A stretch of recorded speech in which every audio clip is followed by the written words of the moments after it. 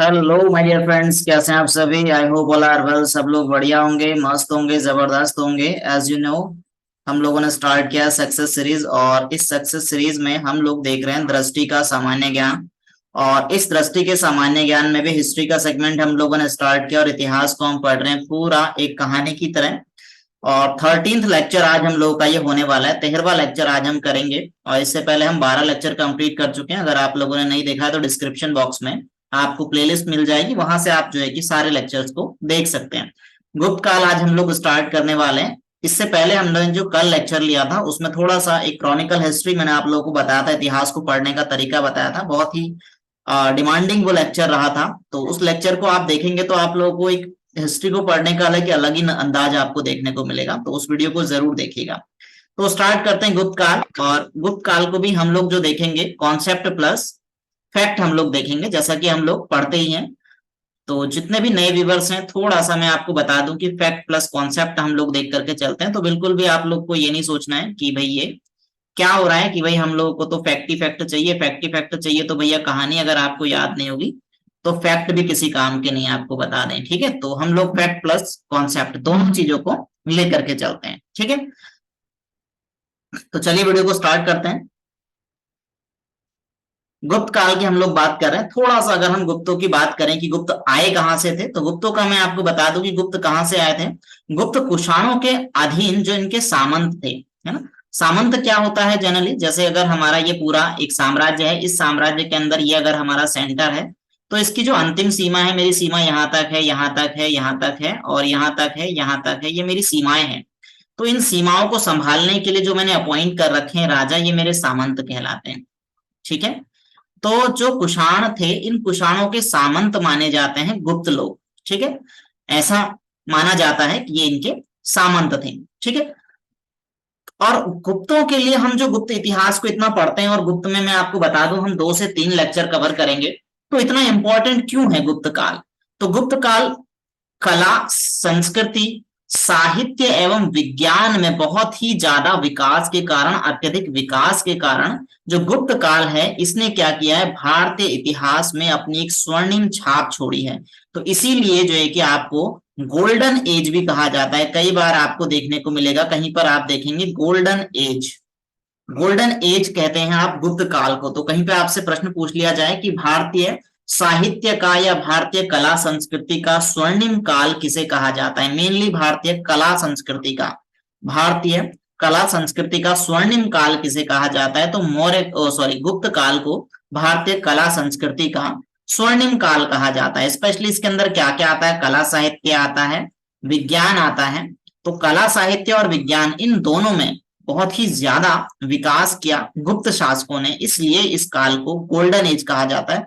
ये अपने आप में एक इंपॉर्टेंट क्वेश्चन है। Which time period is known as golden age of art and culture? Art and culture का गोल्डन एज किसको कहा जाता है, कला एवं संस्कृति के क्षेत्र में गोल्डन एज किसको कहा जाता है भारतीय इतिहास में? तो कहा जाता है गुप्ता पीरियड को। ठीक है, गुप्त काल को। गुप्त कौन थे मैंने आपको बता दिया, कुषाणों के सामंत थे गुप्त। इसके अलावा मौर्यों के पतन के बाद गुप्तों ने क्या किया, पुनः उत्तर भारत में सबसे पहले जो आप देखेंगे कि मौर्यन एम्पायर अपने आप में एक ऐसा था, जब हमने महाजनपद काल पढ़ा था, तो महाजनपद काल के अंदर इस टाइम पीरियड में मगध अपने आप में एक बहुत ज्यादा प्रभावशाली शक्तिशाली महाजनपद था। और इस महाजनपद में भी जो शक्तिशाली शासक रहा है, जिसने अखंड भारत की स्थापना करी है, वो मौर्य काल माना जाता है। मौर्य काल में आप जो है कि मेनली देखेंगे किसको, वैसे तो बहुत सारे इसके अंदर शासक रहे, लेकिन मेनली जो है कि हम देखते हैं चंद्रगुप्त मौर्य को और अशोक को। इसने जो है कि पूरे अखंड भारत को बनाने का, वास्तव में जिसको आप अखंड भारत कहते हैं, वो बनाने का काम किया था। किसने? चंद्रगुप्त मौर्य और अशोक ने। इनके बाद और भी शासक आए, लेकिन वो पूरी तरीके से क्या है, टिक नहीं पाए। कहने का मतलब यह है कि अगर हम इसे पूरा भारत मान ले तो पूरे भारत पे एक छत्र वो राज नहीं कर पाए। फिर वापस से जो है कि मौर्यों के पतन के बाद आप कह सकते हैं कि राजनीतिक एकता जो दिखाई, एक तरीके से वास्तव में दोबारा से अपना एक विस्तृत साम्राज्य जिन्होंने स्थापित किया, वो गुप्त थे। तो इसलिए गुप्ता टाइम पीरियड को भी बहुत ज्यादा इंपॉर्टेंट माना जाता है। लेकिन आपका जो मौर्यों का शासन था वो यहां तक था, पूरा आप देख पाएंगे इतना था, है ना, पूरा यहां से लेकर के, सॉरी ये थोड़ा सा पेन का प्रॉब्लम हो रहा है, यहां से पूरा यहां तक का था। जबकि हम गुप्ता की बात करेंगे तो ये उत्तर भारत में मेनली इन्होंने अपना एक छत्र राज्य स्थापित किया। किसने? गुप्तों ने। ठीक है, तो इतनी बात हम गुप्तों के बारे में जानने के बाद में देखेंगे गुप्तों का क्रम, कि कौन कौन से गुप्त शासक जो है कि वो भारत में आए। ठीक है, इनका क्रम हम लोग देखेंगे कि कौन कौन शासक भारत में गुप्त पीरियड में आए थे। थोड़ा सा ये वेट, जस्ट, हाँ जी, तो कौन कौन आए थे देखेंगे। ये आप सीक्वेंस देख पा रहे होंगे। सबसे पहले जो है कि श्रीगुप्त की बात करेंगे, तो श्रीगुप्त कौन थे मेनली, है। श्रीगुप्त की बात करेंगे तो श्रीगुप्त जो है कि इसको कहा जाता है गुप्तों का आदि पुरुष, है ना। गुप्त वंश का संस्थापक मेनली आप किसको कहेंगे, श्रीगुप्त जी को माना जाता है गुप्त वंश का संस्थापक, या फिर आप इसको कहते हैं गुप्तों का आदि पुरुष, गुप्त वंश का संस्थापक। इनके बाद इनके पुत्र आते हैं घटोत्कच, घटोत्कच नहीं है, घटोत्कच है, ठीक है, घटोत्कच इनके पुत्र आते हैं।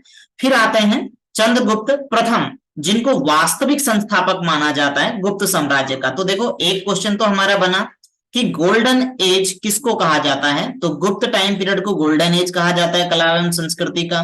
दूसरा आ जाता है कि गुप्त कौन थे, तो गुप्त जो है कि कुषाणों के सामंत थे।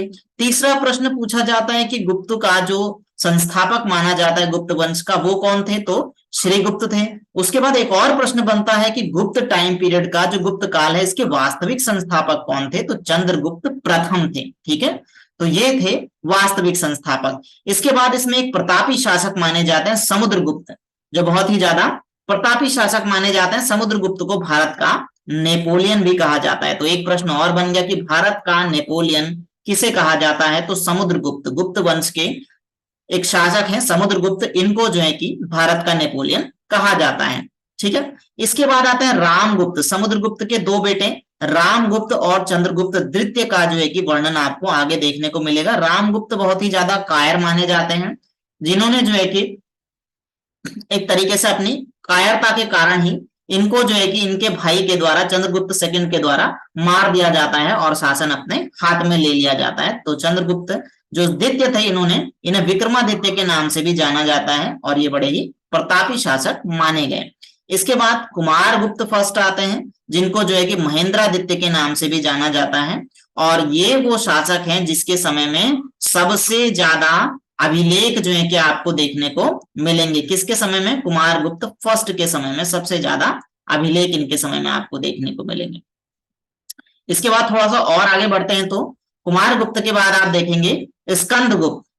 ठीक है, स्कंदगुप्त के समय में क्या है, हुणों का आक्रमण होता है। किसके समय में, स्कंदगुप्त के समय में हुणों का आक्रमण हुआ। फिर उसके बाद पुष्यगुप्त आते हैं, कुमार गुप्त आते हैं, बुद्धगुप्त आते हैं, और भी बहुत सारे इसके अलावा हम देखेंगे शासक आए। लेकिन जो आप कहेंगे कि वास्तव में जिनको माना जाए वो आपके दो चार ही शासक थे, स्टार्टिंग में हमने जिनकी बात की, इन्हीं का इतिहास आपसे ज्यादातर पूछा जाता है। ठीक है, तो फिर नरसिंह गुप्त रहे हैं, आपके भानुगुप्त रहे हैं, वैन्यगुप्त रहे हैं, कुमार गुप्त सेकंड रहे हैं, और विष्णुगुप्त जो है कि अंतिम शासक माने जाते हैं गुप्त टाइम पीरियड के। तो देखो पहला प्रश्न इंपॉर्टेंट आपका कि भाई संस्थापक कौन थे, दूसरा प्रश्न आपके वास्तविक संस्थापक कौन थे, तीसरा प्रश्न ये स्वयं कौन थे, गोल्डन एज किसको कहा जाता है, कई प्रश्न आपके बन जाते हैं। तो एक एक करके हम इन पे बात करेंगे कि सबसे इंपॉर्टेंट जैसे जो आपके रहे हैं, पहले चंद्रगुप्त प्रथम की बात करेंगे हम, जो जो इंपॉर्टेंट है उन पे बात करेंगे, बाकी हम जो दृष्टि का हमारे ये सामान्य ज्ञान है उससे हम प्रश्नों को उठाएंगे फिर उसके बाद में। ठीक है, जो आपका फैक्ट दिए गए, अभी हम कॉन्सेप्ट के साथ चल रहे हैं।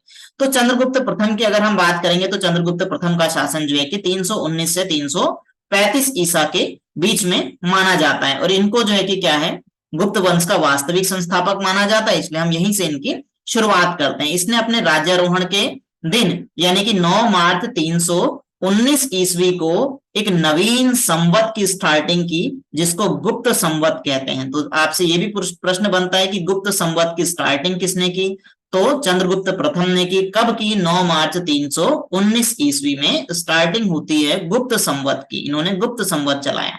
और फिर इन्होंने जो है कि वैशाली की लिच्छवी वंश की राजकुमारी कुमार देवी से विवाह किया, और इन्हीं के नाम पर इन्होंने कुमार देवी प्रकार के सोने के सिक्के चलाए। ठीक है, गुप्त जो शासक हैं इनको सोने के सिक्कों के लिए बहुत ही ज्यादा पॉपुलर माना जाता है। और आपसे सीधा सीधा ये भी प्रश्न पूछा जाता है कि सर्वाधिक सोने के सिक्के, इस प्रश्न को आप लिख लीजिए, मैंने ये कहीं मेंशन नहीं किया है, सर्वाधिक सोने के सिक्के गुप्त शासकों ने चलाए, पहला हेडिंग इसको डाल देना। और आपसे पूछे कि सर्वाधिक शुद्ध सोने के सिक्के किसने चलाए, तो वो कुषाण शासकों ने चलाए थे। शीशे के सिक्के किसने चलाए, सातवाहन शासकों ने चलाए थे। ये स्टार्टिंग में जो मैंने आपको इंट्रोडक्शन वीडियो दिया था शुरुआती दौर पे सोर्सेस ऑफ हिस्ट्री, उसमें हमने सारी बातें की हुई है। ठीक है, तो कुमार देवी प्रकार के सिक्के चलाए किसने, चंद्रगुप्त प्रथम ने। इसके बाद जो है कि इन्होंने क्या किया, महाराजाधिराज की उपाधि धारण करने वाला ये प्रथम शासक माना जाता है। आपसे ये प्रश्न पूछा जाए कि महाराजाधिराज की उपाधि धारण करने वाले प्रथम शासक कौन थे, तो चंद्रगुप्त प्रथम थे। इसके बाद सेकंड प्रतापी राजा जो है कि समुद्रगुप्त माने जाते हैं, जिनका शासन जो है कि 335 ईस्वी से 375 ईस्वी तक माना जाता है, और गुप्त वंश का सबसे महान शासक माना जाता है। देखो, एक तो है कि गुप्त वंश की शुरुआत किसने करी, तो श्रीगुप्त ने करी। वास्तविक संस्थापक पूछे कौन है, तो चंद्रगुप्त प्रथम है ना। फिर आपसे पूछे कि सबसे प्रतापी, या आपसे पूछे कि सबसे महान शासक कौन था गुप्त वंश का, तो समुद्रगुप्त था, जिसको भारत का नेपोलियन भी कहा जाता है। ठीक है, किसने कहा, क्यों कहा, आगे हम उस पर बात करेंगे। लगभग 100 युद्धों के जीतने का वर्णन इनके बारे में मिलता है। किनके बारे में, समुद्रगुप्त के बारे में। आगे हम बात करेंगे इसके बारे में। ठीक है, इनके विषय में जानकारी हमको कहां से मिलती है, तो इनके विषय में जानकारी हमको प्रयाग प्रशस्ति से मिलती है। कहां से मिलती है समुद्रगुप्त के बारे में जानकारी, प्रयाग प्रशस्ति से हमको समुद्रगुप्त के बारे में जानकारी मिलती है।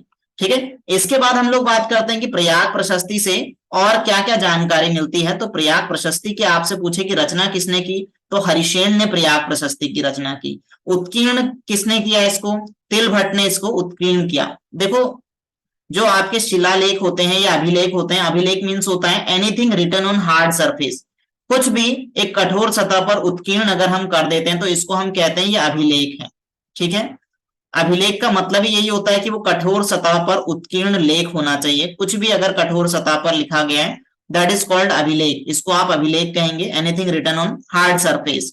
तो इसको उत्कीर्ण करना मतलब इसको जो लिखा गया होगा, लिखने का काम, इसको उत्कीर्ण करना, कुरेद करके। जैसे सपोज दैट डिजाइन मैंने बना दिया और मकान कोई और बनाएगा, है ना। इंजीनियर जैसे आप सिविल इंजीनियर्स को या किसी को जो है कि आप क्या करते हैं, किसी चीज का डिजाइन बनाने के लिए कहते हैं, बाकी उसके बाद में काम बाकी उसका मिस्त्री करता है।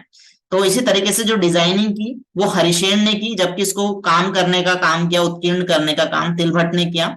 और इसमें देखो इंपॉर्टेंट इसलिए ये हो जाता है ना कि इसके अंदर आपको कई चीजें मिलेगी। प्रयाग प्रशस्ति के अंदर आपको अशोक के अभिलेख भी इसमें देखने को मिलेगा, समुद्रगुप्त के बारे में भी इसमें देखने को मिलेगा, बीरबल का लेख भी इसमें देखने को मिलेगा, और जहांगीर का लेख भी इसमें देखने को मिलेगा। That's why Prayag Prashasti is most important. You have to learn this point that it is written by Harisena, और इसको उत्कीर्ण किया तिलभट्ट ने। अशोक के प्रयाग का अशोक के प्रयाग कौशंबी स्तंभ लेख पर जो है कि ये चीज उत्कीर्ण है। कहाँ उत्कीर्ण है प्रयाग प्रशस्ति जो आप बात कर रहे हैं, अशोक के प्रयाग कौशाम्बी स्तंभ लेख पर ये चीजें सारी उत्कीर्ण है। फिर आपसे मैंने शिलालेखों की भी बात की थी कि शिलालेख कितने टाइप के होते हैं, जो आपके अभिलेख हैं, अभिलेख की बात हमने स्टार्टिंग में जो इंट्रोडक्शन वीडियो दिया था सोर्सेज ऑफ हिस्ट्री का, उसमें अभिलेखों की बात की थी। तो अभिलेख आपके जो है कि गुहा अभिलेख होता है, शिला अभिलेख होता है, स्तंभ लेख होता है। तो उसमें एक टाइप ही स्तंभ लेख है। प्रयाग प्रशस्ति का ये जो अभिलेख है ये एक स्तंभ लेख है। ठीक है, स्तंभ लेख क्या होता है, एक स्तंभ होता है और इस स्तंभ पे क्या है, ये इस तरीके से कुछ लिख दिया जाता है हार्ड सरफेस पर। लेकिन इसकी खासियत ये होती है कि इसके ऊपर एक इस टाइप की रचना होती है, हाफ जो है कि सर्कल टाइप से आप देख पाएंगे, और एक अधोमुखी कमल होता है, उल्टा कमल बना होता है, और यहाँ पर एक पशु का अंकन होगा कुछ। ठीक है, एक पशु का अंकन होगा और नीचे उस पर इस तरीके से ये चीजें लिखी हुई है। इसको कहते हैं हम स्तंभ लेख। ठीक है, ये स्तंभ लेख की एक आइडेंटिटी आपको थोड़ी सी मैंने बताई। तो प्रयाग प्रशस्ति जो है कि आपको ध्यान रखना बड़ा ही इंपॉर्टेंट है। समुद्रगुप्त का लेख जो है कि इसी पर आपको देखने को मिलता है, अशोक का लेख इस पर देखने को मिलता है, बीरबल का लेख देखने को मिलता है, जहांगीर का लेख इसमें लिखा हुआ है। ठीक है, चलिए इसके बाद थोड़ा सा आगे बढ़ते हैं हम लोग। आगे हम बात करेंगे कि समुद्रगुप्त को 100 युद्धों का विजेता, मैंने आपको स्टार्टिंग में बताया कि समुद्रगुप्त बहुत ही ज्यादा प्रतापी राजा माना जाता है और इसको भारत का नेपोलियन कहा जाता है। ठीक है, भारत का नेपोलियन क्यों कहा जाता है, 100 युद्धों को जीता इसने, ऐसा माना जाता है। इसी कारण से इसको किसने कहा, देखो ये भी प्रश्न पूछ लिया अगर आपसे, किसने कहा इसको भारत का नेपोलियन, तो विसेंट स्मिथ ने समुद्रगुप्त को भारत का नेपोलियन कहा। एक एक पॉइंट अपने आप में सॉलिड पॉइंट है, मोस्ट इंपॉर्टेंट पॉइंट है। You have to note down with me all the points, सारे पॉइंट्स लिखते जाएंगे मेरे साथ साथ। समुद्रगुप्त को उनके सिक्कों पर वीणा बजाते हुए दिखाया गया है, ठीक है। और क्या है, 7 सिक्कों पर, 7 ही होना चाहिए, सॉरी, 7 ही सिक्कों पर लिच्छवी दौहित्र कहा गया है, इसको लिच्छवी दौहित्र कहा गया है, ठीक है। किसको? समुद्रगुप्त को। और इन्होंने क्या किया, 6 प्रकार के सोने के सिक्के चलाए, ठीक है। और साथ ही साथ समुद्रगुप्त ने कविराज की उपाधि धारण की। ये ऑल इंपॉर्टेंट पॉइंट जितने भी मैंने आपको बताए, सारे कहीं ना कहीं प्रीवियस ईयर क्वेश्चन से बनाए गए पॉइंट हैं समुद्रगुप्त के बारे में। तो आपको एक भी पॉइंट इसमें से मिस नहीं करना है, एक एक पॉइंट को रट लीजिए बिल्कुल। समुद्रगुप्त ने कौन कौन सी नीतियां अपनाई अपने साम्राज्य को बढ़ाने के लिए? समुद्रगुप्त ने उत्तर भारत में जो है कि, जिसको आप आर्यभट्ट कहते हैं, यहाँ पर जो है कि प्रस्भोद्धरण की नीति अपनाई, यानी कि किसी राजा के साम्राज्य को जड़ से उखाड़ फेंकना, वहां पर अपना राज्य स्थापित कर देना। उत्तर भारत में समुद्रगुप्त ने ये नीति अपनाई, प्रस्भोद्धरण कहा गया इस नीति को। दक्षिण भारत में, जिसको दक्षिणापथ कहा जाता है, यहां पर इन्होंने ग्रहण मोक्षानुग्रह की नीति अपनाई। ग्रहण मोक्षानुभूति का मतलब होता है आपका, ग्रहण कर लिया पहले तो, किसी के राज्य को अपने अंडर में ले लिया, फिर उसको मोक्ष दे दिया, किस पर? अनुग्रह करने पर। कहने का मतलब यह है कि किसी राज्य को समुद्रगुप्त ने जीता। दक्षिण भारत की बात अगर हम करें, ये दक्षिण भारत है आपका निचला हिस्सा, यहां पर समुद्रगुप्त ने जिन राज्यों को जीता, जीतने के बाद यहाँ के राजाओं ने निवेदन किया होगा, आग्रह किया होगा कि राजा साहब हमें छोड़ दीजिए या माफ कर दीजिए, हमारा राज्य हमें सौंप दीजिए। तो उनके आग्रह करने पर समुद्रगुप्त ने वापस उनको उनका राज्य दे दिया और वहां से बोला तुम राज करो, चलो कोई बात नहीं, यहां से बस मुझे टैक्स देते रहना, ठीक है। यहां से अपना कुछ टैक्स लेना स्टार्ट कर दिया। इसको कहते हैं ग्रहण मोक्षानुग्रह। कहां पर अप्लाई ये पॉलिसी करी उन्होंने? दक्षिण भारत पर। फिर पश्चिम की बात करें, पश्चिम विदेशी शासकों पर इन्होंने जो है कि, जो शक और कुषाण हैं, इन पर उन्होंने ये 4 प्रकार की नीतियां अपनाई: आत्मनिवेदन, कन्योपायन और गुरुमंदक स्व विषय भुक्ति शासन याचना। इस प्रकार की उन्होंने क्या करी? 4 तरह से। आत्म निवेदन मतलब जो है कि स्वयं जैसे निवेदन किया इन्होंने कि ठीक है। कन्योपायन का मतलब उनकी बेटियों से शादी कर ली। गुरुमंदक स्वयं विषय भुक्ति शासन याचना, मतलब एक तरीके से उनके तहसील, राज्य, इन क्षेत्रों पर अपना स्वयं का शासन स्थापित करना। या इनसे मीनिंग तो आपका इतना डीप पूछेगा नहीं, बस आपको इतना ध्यान रखना है कि इन्होंने जो है कि कौन कौन सी पॉलिसीज अपनाई, किस प्रकार से इन्होंने शासन किया ना। हर राजा की अपनी शासन की कुछ नीतियां होती है राज्य विस्तार की। तो इन्होंने जो है कि उत्तर भारत में पूछे आपसे तो प्रस्भोद्धरण की नीति, दक्षिण भारत में पूछे आपसे तो ग्रहण मोक्षानुग्रह की नीति, पश्चिमी जो शासक थे, पश्चिमी विदेशी शासकों की बात करें तो 4 नीतियां अपनाई: आत्मनिवेदन, कन्योपायन, गुरुमंदक स्वयं विषय भुक्ति शासन याचना, ये नीति अपनाई। इसके अलावा जो है कि उत्तर पूर्व के शासकों की बात करें तो इन्होंने सर्व करदानम, दूसरी जो है कि आज्ञाकरणम, तीसरी जो है कि आपकी प्रणाम आगमनम, ये इन्होंने जो है कि पॉलिसीज अप्लाई करी। किस लिए? अपनी युद्ध नीति के लिए, अपने राज्य विस्तार के लिए, ठीक है। इसके बाद जो है कि इसके बारे में हमको भानुगुप्त के एरण अभिलेख से समुद्रगुप्त को, अच्छा मोस्ट इंपॉर्टेंट लाइन है देखो, कि जो भानुगुप्त थे, भानुगुप्त का जो एरण अभिलेख है, ध्यान रखना कौन सा अभिलेख, अगर आपसे ये किसका है ये ना भी पूछे तो एरण अभिलेख आपको ध्यान रखना है कि एरण अभिलेख में समुद्रगुप्त को प्रसन्न होने पर कुबेर कहा गया है।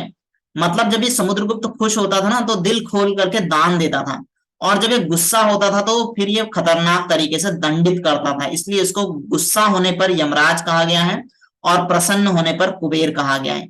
किसमें कहा गया है? भानुगुप्त के एरण अभिलेख में कहा गया है। मैं कह रहा हूं ना आपसे, एक एक पॉइंट बड़ा ही इंपॉर्टेंट है, एक एक पॉइंट को आप जो है कि नोट डाउन कर लीजिएगा। इसके अलावा समुद्रगुप्त की 2 संतानें थी। 2 संतानों का उल्लेख मैंने स्टार्टिंग में आपको बताया, एक था रामगुप्त जो बहुत ही कायर शासक था, दूसरा था चंद्रगुप्त सेकंड, ठीक है। तो इसकी कहानी अभी आगे आएगी। क्या होता है कि रामगुप्त के समय में शकों का आक्रमण होता है। शक क्या करते हैं, रामगुप्त के शासन पे आक्रमण करते हैं, और रामगुप्त कायर होता है बहुत ज्यादा। ये क्या कहता है कि भैया मुझे छोड़ दो, मेरे राज्य को छोड़ दो, मेरी पत्नी बड़ी सुंदर है। ध्रुव स्वामिनी बहुत ही सुंदर महिला थी, ध्रुव स्वामिनी बहुत ही ज्यादा सुंदर राजकुमारी थी जो रामगुप्त की पत्नी थी। ये क्या करता है, ये अपनी पत्नी को शकों के हवाले कर देता है, और चंद्रगुप्त सेकंड को ये चीज पसंद नहीं आती है कि, तो चंद्रगुप्त सेकंड क्या करता है, ये शकों से अपनी भाभी को छुड़वाता है, ध्रुव स्वामिनी को छुड़वाता है, और इसकी रामगुप्त की हत्या कर लेता है, और एज अ वाइफ जो है कि ध्रुव स्वामिनी को चंद्रगुप्त सेकंड रख लेता है। ठीक है, तो ये थोड़ा सा समुद्रगुप्त और चंद्रगुप्त के बारे में बात थी। समुद्रगुप्त, चंद्रगुप्त और रामगुप्त, ये क्या है, समुद्रगुप्त के बेटे हैं दोनों, रामगुप्त और चंद्रगुप्त। ठीक है, इसके बाद चंद्रगुप्त सेकंड के बारे में वही कहानी मैंने यहाँ पे आपको शॉर्ट में दे दी, थोड़ा सा इसको डिटेल में भी हम आगे देखेंगे, लेकिन चंद्रगुप्त सेकंड से पहले हम पहले देखेंगे रामगुप्त को। ठीक है, रामगुप्त के बारे में देखेंगे थोड़ा सा, फिर रामगुप्त के बाद आता है कौन, चंद्रगुप्त। ठीक है, तो समुद्रगुप्त के बाद में थोड़े समय के लिए शासन करता है रामगुप्त, 375 ईस्वी से 380 ईस्वी के आसपास। तो समुद्रगुप्त के बाद 375 ईस्वी में रामगुप्त शासक बना। वो कैसा था, एक निर्बल और एक कमजोर शासक था। कौन, रामगुप्त। ठीक है, समुद्रगुप्त के बाद रामगुप्त बनता है, समुद्रगुप्त का बेटा। रामगुप्त का उल्लेख हमें कहां से पता चलता है, रामगुप्त के बारे में ज्यादा कहीं भी जानकारी आपको देखने को नहीं मिलेगी। आपका सबसे इंपॉर्टेंट जो गुप्त शासकों के बारे में जानकारी देता है वो विल्सन अभिलेख से, विल्सन अभिलेख से हमको आना है। ये विल्सन अभिलेख से हमको सारे पूरे के पूरे गुप्त वंशावली की जानकारी मिलती है। कहां से, विल्सन अभिलेख से। लेकिन एक अकेला बंदा रामगुप्त है जिसके बारे में विल्सन अभिलेख में कोई जिक्र नहीं हुआ। इसका मतलब एक गधा किस्म का राजा रहा होगा, क्योंकि पूरी वंशावली का वर्णन किया है, एक इसी का वर्णन नहीं किया है ना। तो ध्यान रखेंगे कि पूरे गुप्त शासकों का वर्णन किस अभिलेख में है, विल्सन अभिलेख में सारे गुप्त वंशावली का उल्लेख मिलता है। किसको छोड़ करके, रामगुप्त को छोड़ करके, जो कि कायर राजा था। रामगुप्त का उल्लेख कहां मिलता है, फिर हमको कहां से हम बात कर रहे हैं, तो रामगुप्त का उल्लेख विशाख दत्त के देवी चंद्रगुप्तम से मिलता है, विशाख गुप्त के देवी चंद्रगुप्तम से मिलता है, बाण भट्ट के हर्षचरितम से मिलता है, राजशेखर के काव्य मीमांसा से। इन तीनों से हमको रामगुप्त का उल्लेख मिलता है। और रामगुप्त के समय में मैंने आपको थोड़ी देर पहले बताया किसका आक्रमण होता है, रामगुप्त के समय में शकों का आक्रमण होता है, और शकों से ये बेचारा घबरा जाता है रामगुप्त, और क्या करता है, अपनी सुंदर सी पत्नी को शकों के हवाले कर देता है। और शकों के हवाले करने के बाद में ये चीज किसको पसंद नहीं आती है, चंद्रगुप्त सेकंड को ये चीज बिल्कुल पसंद नहीं आती है कि इसने जो है कि अपनी पत्नी को शकों के हवाले कर दिया। तो चंद्रगुप्त सेकंड क्या करता है, सबसे पहले जो है कि अपने भाई की ही हत्या कर देता है, रामगुप्त की हत्या कर लेता है, और ध्रुव स्वामिनी जो कि रामगुप्त की पत्नी थी, इसको शकों के चंगुल से छुड़ा करके स्वयं इससे शादी कर लेता है। ठीक है, और खुद शासक बन जाता है। कौन, चंद्रगुप्त सेकंड। इनमें ऐसे ही होता था पहले, और महाजनपद काल का जो दौर था उसमें यही सिलसिला चला आ रहा था, एक को एक मार रहा था, एक को एक मार रहा था, और शासन चलता चला जा रहा था। अब बात करते हैं हम चंद्रगुप्त सेकंड के बारे में कि चंद्रगुप्त सेकंड का शासन फिर 80 से स्टार्ट होता है। ठीक है, 75 से 80 के बीच में रामगुप्त ने शासन किया, और 80 से जो है कि 412, और कहीं पर आपको 414 भी देखने को मिलता है। तो 412 आपका वैसे ज्यादातर 412 देखने को मिलता है, लेकिन कहीं कहीं 14 भी था, इसलिए मैंने दोनों मेंशन कर दिया। तो वो 380 ईस्वी से 412 ईस्वी तक, ये जो पुराने ईयर्स है ना, ये एग्जैक्टली एग्जाम में पूछे नहीं जाते हैं, आपसे अप्रोक्सीमेट पूछे जाते हैं। ठीक है, क्योंकि कहीं पर भी सटीक उस समय की जानकारी मिलती नहीं है। ये जो पुरानी हमें जानकारी मिलती है इतिहास की, लगभग जो हमें प्राचीन इतिहास के जितने भी सोर्सेस हमें जानकारी मिलती है, ये कहीं ना कहीं किसी नाटक से, किसी जो है कि प्रशस्ति से, किसी के अभिलेख से, किसी के यात्रा वृत्तांत से ऐसी जानकारी मिलती है। तो एग्जैक्टली इसमें आपके जो वर्ष हैं आपके वो नहीं पूछे जाते हैं। ठीक है, जो आपका मॉडर्न हिस्ट्री है, मॉडर्न हिस्ट्री में आपसे एग्जैक्ट ईयर पूछ लेता है, लेकिन इसमें अप्रोक्सीमेट पूछता है। ठीक है, प्राचीन भारत में तो ईयर्स को इतना कंफ्यूज नहीं होना है कि कहीं अगर 412 लिखा है तो 412 मान लो, 14 लिखा है तो 14 मान लो, एक साथ आपको 12 और 14 कभी नहीं देगा एग्जाम में। ठीक है, ऐसे कंफ्यूजिंग टर्म्स एग्जाम में नहीं आते हैं। तो चंद्रगुप्त सेकंड ने बड़ी सारी उपाधियां धारण की थी। सबसे पहली तो इंपॉर्टेंट थी उसकी उपाधि विक्रमादित्य, दूसरी थी परम भागवत, तीसरी उन्होंने परम भट्टारक की उपाधि धारण की, चौथी उन्होंने शकारी जो उपाधि धारण की, मतलब शकों को खा जाने वाला, शकों को इन्होंने हराया था इसलिए शकारी उपाधि धारण की। इसके अलावा जो है कि अप्रतिरथ, जिसके रथ को रोका ना जा सके, और जो अप्रतिरथ ये उपाधि थी ये केवल दो बंदों ने धारण की थी, एक खुद इसके पिता ने समुद्रगुप्त ने धारण की थी और दूसरा चंद्रगुप्त ने धारण की थी। मतलब ये इतने प्रतापी राजा था कि इनके रथ को रोकने की कोई हिम्मत नहीं करता था, इसलिए इसको क्या कहा गया, अप्रतिरथ, इसने उपाधि धारण की थी। ठीक है, विवाह किससे किया इसने, जो आपकी अपने बड़े भाई की वाइफ से तो उसने की शादी, लेकिन वास्तविक जो इसकी अपनी शादी है वो किससे है, कुबेर नागा से इसने शादी की। महिला का नाम है राजकुमारी का कुबेर नागा, इनसे इन्होंने शादी करी और इनकी एक पुत्री होती है जिसका नाम था प्रभावती। और फिर प्रभावती की जो शादी कराते हैं ये वाकाटक शासक रुद्रसेन से इसकी शादी करा देते हैं। ठीक है, और रुद्रसेन से शादी कराने के बाद में जब वाकाटक इनके संबंधी हो जाते हैं तो वाकाटकों की सहायता से फिर बाद में ये क्या करते हैं, फिर शकों को पूरी तरीके से पराजित करके खदेड़ देते हैं। ठीक है, वाकाटकों की सहायता से। चलिए इसके बाद थोड़ा सा आगे बढ़ते हैं।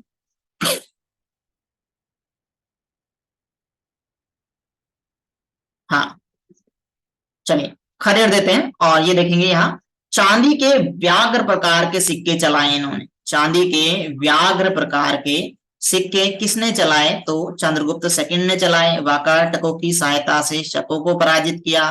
चंद्रगुप्त सेकंड के शासन काल में ही आपके जो फाहियान है जिसकी चर्चा काफी आपको देखने को मिलती है, फाहियान किसके शासन काल में भारत आया ये भी पूछता है, तो चंद्रगुप्त सेकंड के शासन काल में फाहियान भारत आया था।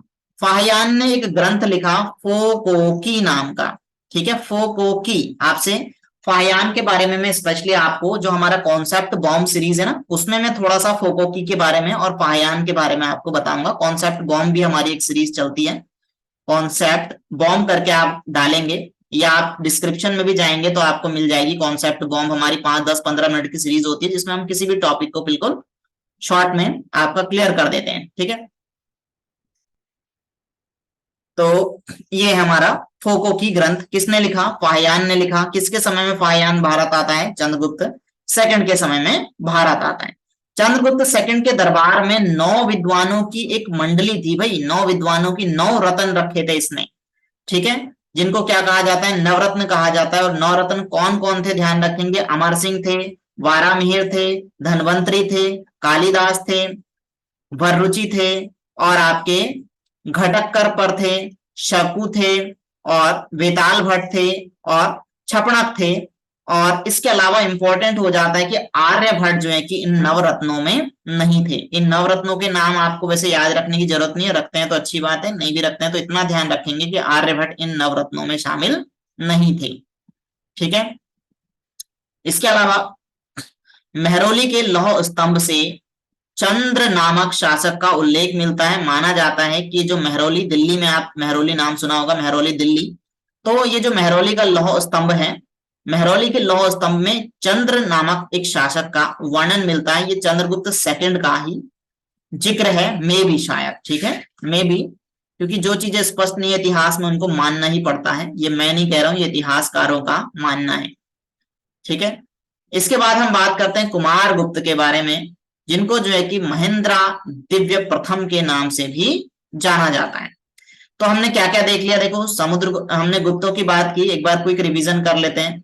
गुप्तों की बात की, गुप्त कौन थे, गुप्त जो है कि कुषाणों के सामंत थे।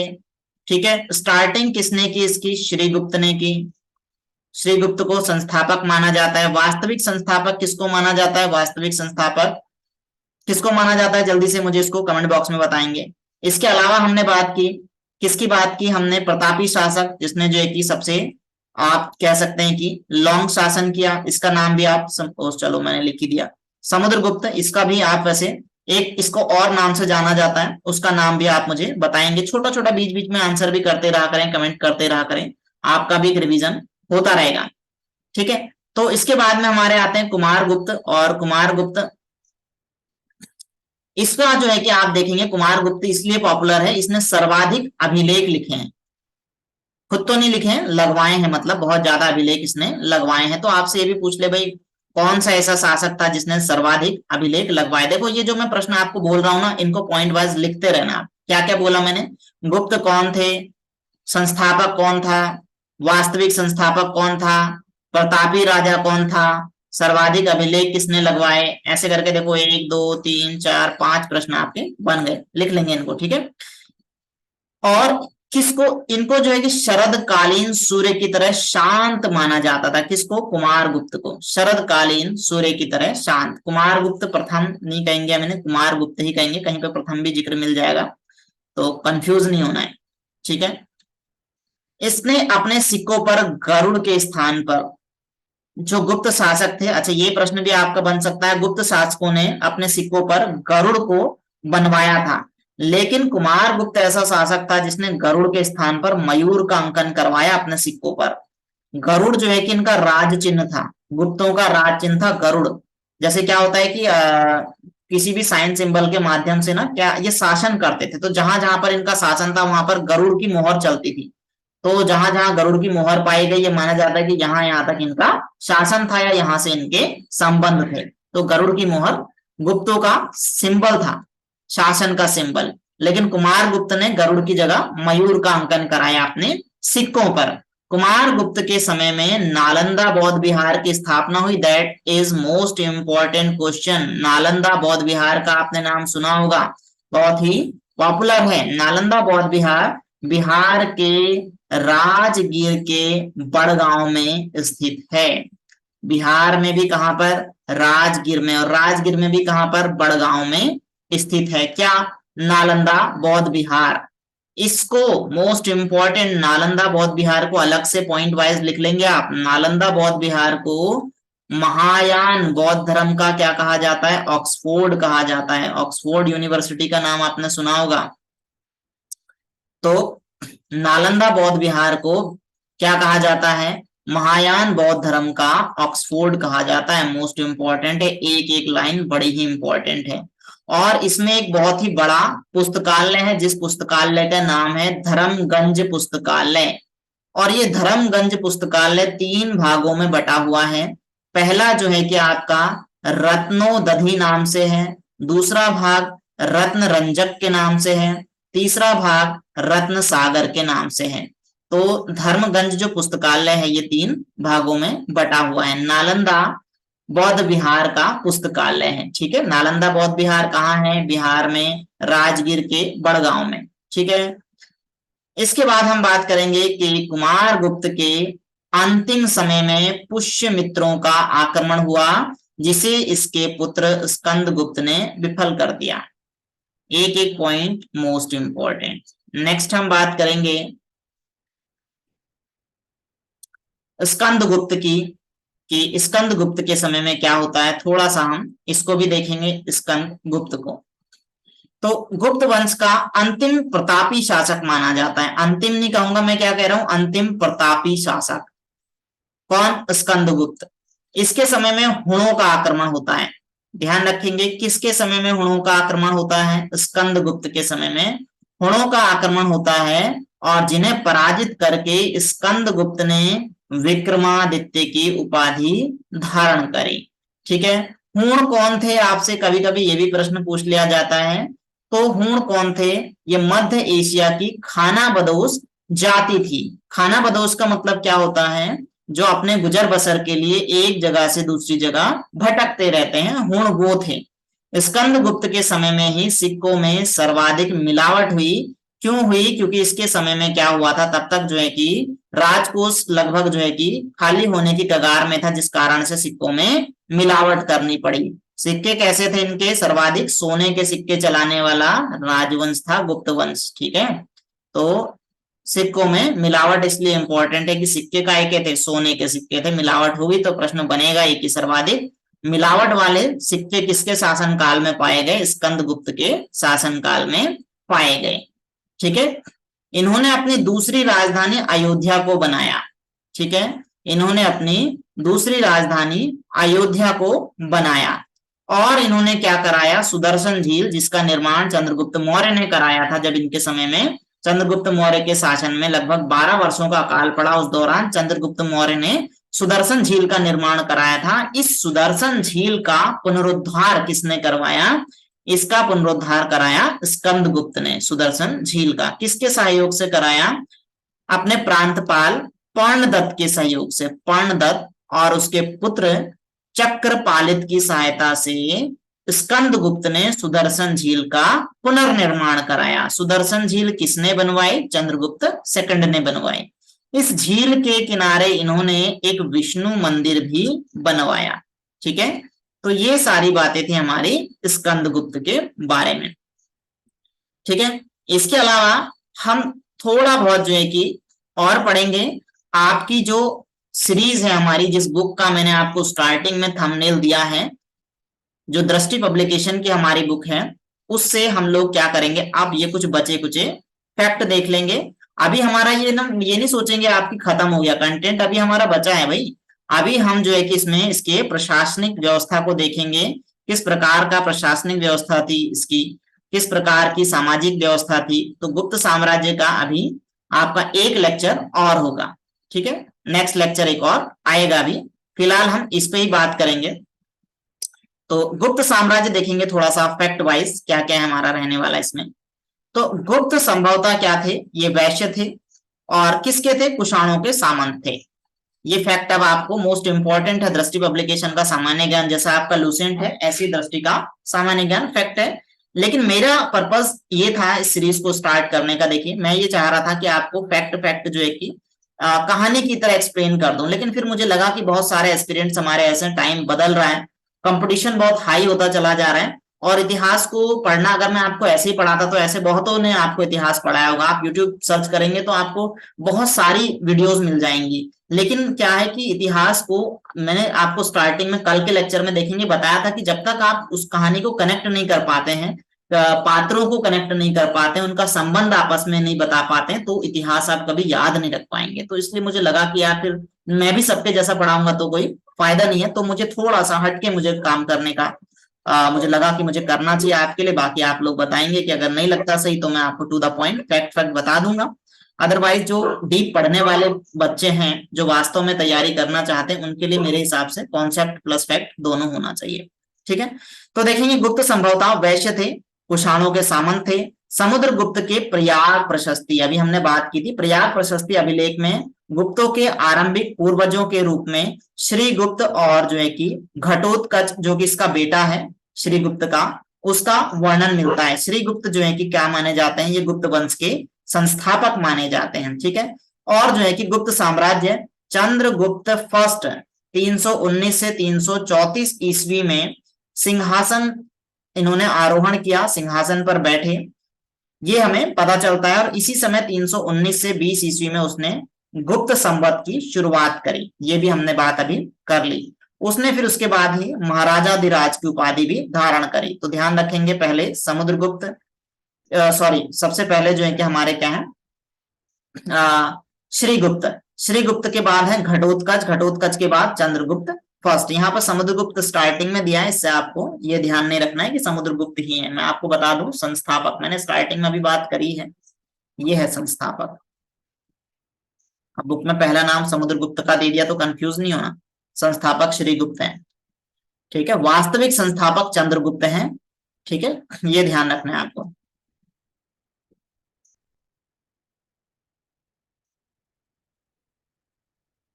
चलिए थोड़ा सा आगे।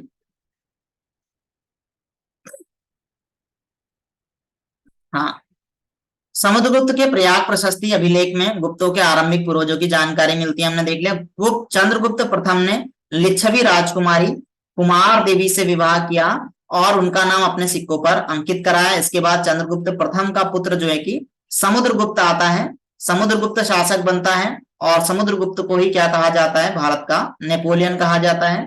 फिर हरिशेन द्वारा रचित प्रयाग प्रशस्ति से समुद्रगुप्त के विजय अभियान के बारे में पता चलता है। समुद्रगुप्त ने सर्वराजोच्छेता की उपाधि धारण की, ध्यान रखेंगे, सर्वराजोच्छेता की उपाधि किसने धारण की? समुद्रगुप्त ने धारण की। ठीक है, फैक्टों को बेटा रटना ही पड़ेगा, जो भी हैं उनमें कुछ कर नहीं सकते हैं कि किसने क्या उपाधि धारण की, कुछ चीजें रटनी ही पड़ेगी। कहानी क्या थी वो मैं आपको समझा चुका हूं। समुद्रगुप्त को भारत का नेपोलियन कहा जाता है। किसने कहा था? अभी थोड़ी देर पहले मैंने आपको उसका नाम भी बताया था, ध्यान रखेंगे। विशाख दत्त द्वारा रचित देवी चंद्रगुप्तम नाटक से पता चलता है कि समुद्रगुप्त के बाद रामगुप्त सिंहासन पर बैठा, और क्या है, यह शकों से क्या हो चुका था? पराजित हो गया था, और अपनी पत्नी ध्रुव देवी को इसने क्या कर दिया था? शकों को दे दिया था। लेकिन इसके छोटे भाई चंद्रगुप्त सेकंड ने क्या किया? शकों को पराजित किया और गुप्त को सॉरी रामगुप्त को मार करके ध्रुव देवी से शादी कर ली थी। ये कहानी भी हम पढ़ चुके हैं। इसके बाद क्या होता है आगे? शादी कर ली थी। इसके बाद थोड़ा सा आगे देखेंगे जी। चंद्रगुप्त सेकंड ने विक्रमादित्य और परम भागवत की उपाधि धारण की। चंद्रगुप्त सेकंड ने मेहरौली के लौह स्तंभ का निर्माण कराया। और क्या है, उसके दरबार में 9 रत्न थे। कौन कौन थे? कालिदास थे, बारामिहिर थे, धनवंतरी थे, और बाकियों के नाम मैंने आपको दे दिए हैं। इन्हीं के समय में फाहियान आया भारत में। ठीक है, फाहियान ने कौन सा ग्रंथ लिखा? कोकोकी लिखा। चंद्रगुप्त सेकंड के पश्चात कौन आया? कुमारगुप्त फर्स्ट आया। और फिर जो है कि आगे देखेंगे,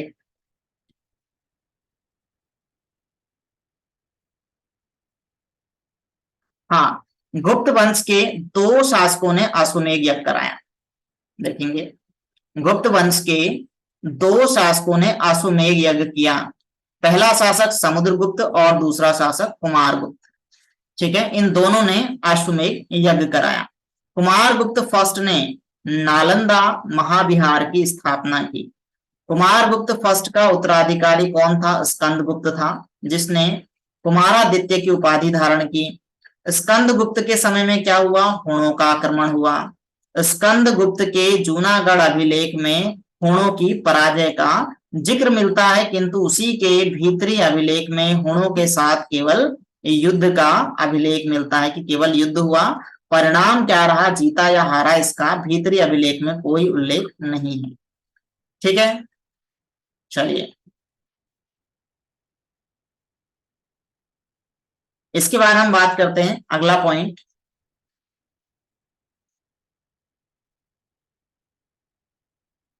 चलिए, जूनागढ़ अभिलेख से यह भी ज्ञात होता है कि स्कंदगुप्त के गवर्नर कौन थे? पाणदत्त, और उसके पुत्र चक्रपालित ने मौर्यों द्वारा रचित सुदर्शन झील, मौर्यों में भी कौन? चंद्रगुप्त मौर्य, इन्होंने जो है कि सुदर्शन झील का निर्माण कराया। और जो है कि इसने क्या किया? इसका स्कंदगुप्त ने इसकी मरम्मत कराई। अंतिम शासक कौन था गुप्त वंश का? विष्णुगुप्त को गुप्त वंशों में अंतिम शासक माना जाता है, और गुप्तों की राजकीय भाषा थी संस्कृत। कल थोड़ा सा हम जो है कि इसकी प्रशासनिक व्यवस्था के बारे में बात करेंगे, इसकी सामाजिक व्यवस्था के बारे में, धार्मिक नीतियों के बारे में, युद्ध नीतियों के बारे में थोड़ा सा हम डिटेल में और देखेंगे। और कल हमारा जो है कि फिर गुप्ता पीरियड खत्म हो जाएगा। ठीक है, आई होप आप लोगों को वीडियो समझ आ रहा होगा। और मेरा पढ़ाने का जो आपको वे है, एकदम से तो आपको समझ में नहीं आएगा, लेकिन जो पुराने हमारे साथ पहले से जुड़े हुए स्टूडेंट्स हैं, एस्पिरेंट्स हैं, उन लोगों को समझ में आ रहा होगा चीजें क्या है। और वास्तव में ना इतिहास पढ़ने का तरीका यही होता है, फैक्ट रट के आप कभी भी इतिहास को समझ नहीं सकते हैं। ठीक है, तो इसी तरीके से पढ़ते रहिए, आगे बढ़ते रहिए, अपना प्यार दिखाते रहिए, सपोर्ट दिखाते रहिए। वीडियो को लाइक कीजिए, शेयर कीजिए, चैनल को सब्सक्राइब कीजिए। पढ़ते रहिए, आगे बढ़ते रहिए। Bye bye, take care.